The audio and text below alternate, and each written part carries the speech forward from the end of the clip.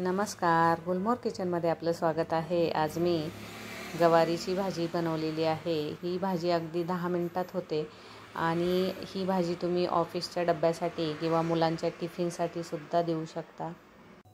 पुणेरी गवार करण्यासाठी इथे पाव किलो ही गवार मी निवडून स्वच्छ पाण्यात धुवून घेतलेली आहे आणि यामध्ये थोडंसं आता पाणी घालून ठेवलेलं आहे। आता त्यासाठी वाटण बनवायचं आहे। यामध्ये थोडासा लसूण घ्यायचा आहे आणि अगदी मुठभर हे भाजलेले शेंगदाणे।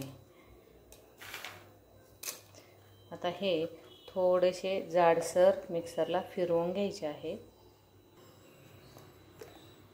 हे पहा, या प्रकारे जाडसर करून घ्यायचं आहे। पाव किलो भाजी बनवण्यासाठी इथे मी 2 पळ्या हे तेल घालणार आहे। तेल तापल्यानंतर थोडीशी मोहरी घालायची आहे, त्यानंतर थोडेसे जिरे। तडतडल्यानंतर गॅस हा बारीक करायचा आहे आणि त्यामध्ये हळद घालायची आहे। त्यानंतर लाल तिखट घालायचे। आता लाल तिखट इथे मी 1 चमचा घातलेला आहे आणि काळा मसाला अर्धा चमचा। आणि आता लगेच यामध्ये गवार घालायची। सर्व गवार घातल्यानंतर हे हलवून घ्यायचं आहे। गवार तेलामध्ये चांगली परतून झाल्यानंतर त्यामध्ये चवीनुसार मीठ घालायचे।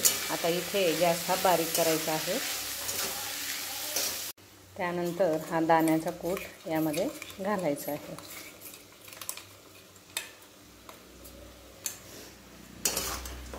आणि हलवून द्यायचं आहे।